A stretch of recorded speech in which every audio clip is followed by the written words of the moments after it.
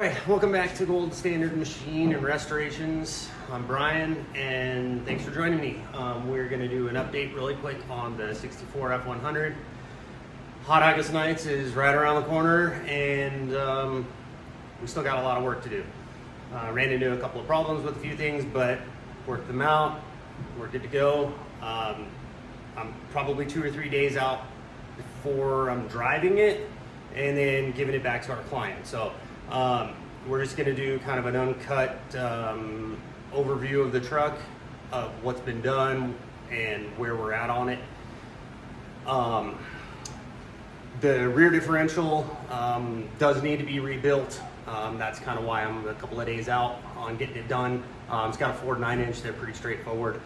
The housing is prepped and painted and ready to rock and roll, so all I got to do is just rebuild the third member and we should be good to go. Mainly just the bearings, and the gears do have a lot of wear on them, so it's out. We might as well do it. The front brakes are done. Master cylinder booster is in. Proportioning valve or combination valve is in. Built a bracket for that, and I'm starting to run the lines. Lines should be finished today up to the front brakes completed and up to the rear differential or rear hose area right there until I get the rear differential back in, and then we can, assess the lines for that, which is pretty straightforward. As for the exhaust is done on the driver's side and the passenger side. Driver's side's just not in yet. Reason being is I've got lines to run on that frame rail, and I'd rather do it without the exhaust in. Steering column and steering shaft are complete. Shifter mechanism's all done. I did have to shorten the column 2 inches overall to get it in a good position to where it felt good in driving position. The power steering, now this thing has a 292 Ford Y block in it, and options are available, but they're expensive and they're not the greatest. Mainly because this thing has one belt pulley from the factory and that's it. So what I've decided to do is just go with a electric power steering pump from like a 2008 Volvo C70, I believe Ford C-Max, and a couple of other chassis run that. Ford Focus Mark II, I think, same deal. So we'll just plumb that in up into the upper wheel well on the driver's side and just run our hoses to that. We've got a powerful enough alternator to do that.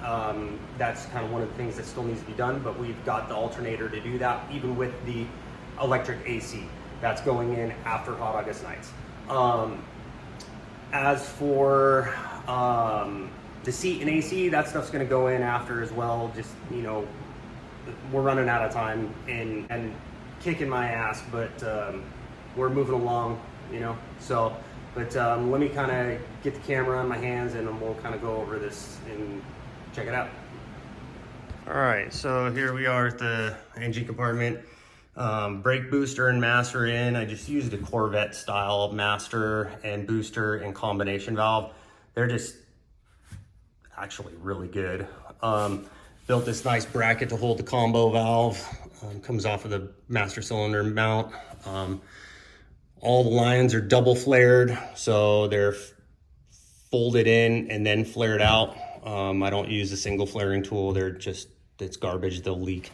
So that's done how the factory is gonna do it. That's how I'm gonna do it. So yeah, we've got this one feed come in, feed down, and then brackets from the booster are all in, all that.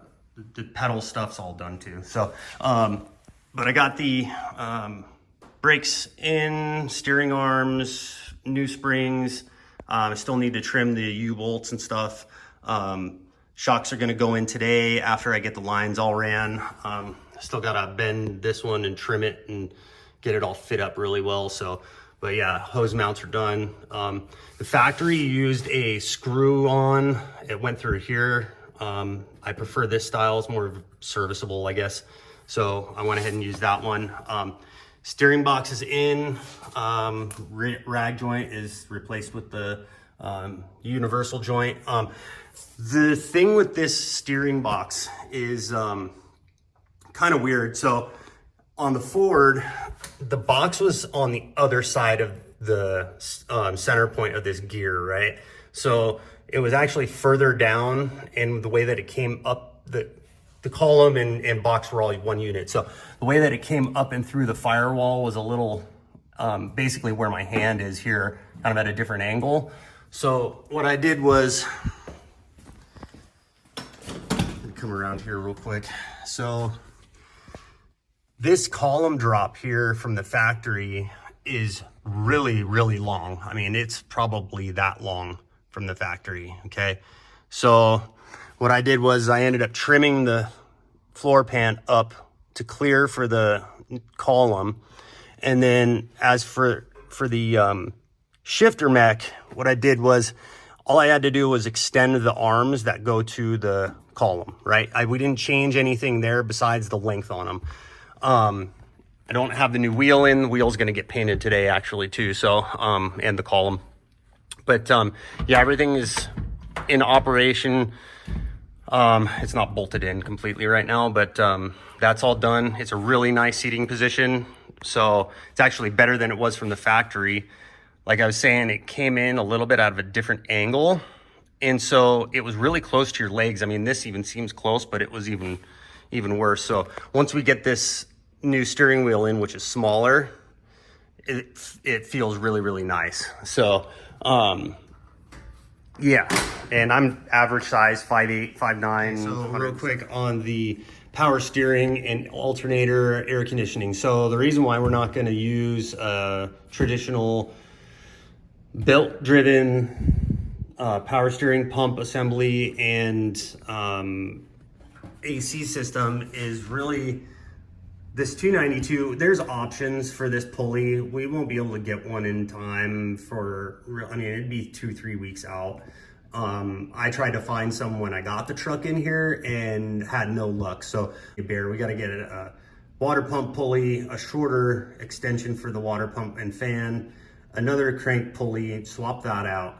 And we still need to swap out from a generator to an alternator. So that's pretty simple and straightforward, but that means we need 1, 2, 3 total pulleys, one wrapped around the bit. Yeah, just, it doesn't make sense to do it. So we've got plenty of room up underneath the wheel well here.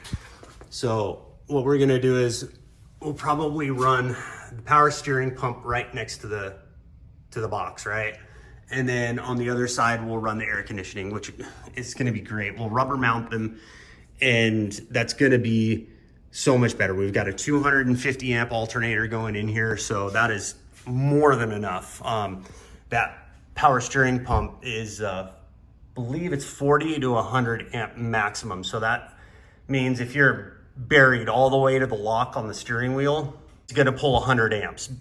But if we run it correctly, put it on a relay, what is it, like 2 gauge wire or 4 gauge, I think it's 4 gauge wire is what Volvo runs on them. And same with the AC, we run them and put it on relays, everything's fine. There's nothing wrong with doing it that way. And it just makes it look a lot cleaner. I mean, you pop the hood and you're like, oh man, this thing's no power steering, no AC, oh man, what a nightmare to ride in. And then you flip a switch and the thing comes on. As well as if you have to move the vehicle by pushing it, pushing it, rolling it around in your driveway or in your garage, whatever, you turn the key into the on position, power steering pump comes on, turn the steering wheel, do whatever you got to do. So yeah, and the way that the systems work is actually pretty neat. The way that they're valved, as soon as you start to put pressure, or as soon as you require pressure, is when they start to, the valve closes and starts to push fluid there. So as you're driving down the road, 55, 60, it doesn't feel super loose and floppy, right? And a lot of guys do, power steering, electric power steering up underneath the dash and whatnot, but you could imagine, number one, we're still running the stock 3 on the tree with power steering, which is not available for this truck at all. If you wanted to run a manual transmission, you either have to do it on the floor or stick with the stock steering gear, which is a terrible unit. I believe it's a worm insector. It's not even a recirculating ball unit, so not safe in my opinion. But so yeah, we're kind of defeating this whole like, oh, you can't do this 3-speed on the column thing and power steering. Yes, you can. It just takes a little bit of extra work.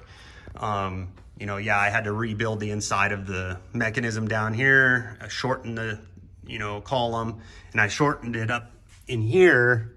So we still have our factory hole for this horn and turn signal. We still have the factory locating slot here for the clamp, basically still leaving a stock feel to it, just improving with a modern feel, right? So yeah, that was just another thing I wanted to cover. So, but yeah, so that's all done.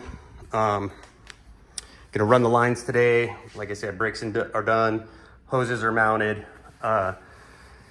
As for the rear diff, the springs that I received from POL were incorrect. Those guys have sent me nothing but stuff that doesn't work. So what I did was I went ahead and I just ordered up a set of springs from a company here in town that makes custom springs.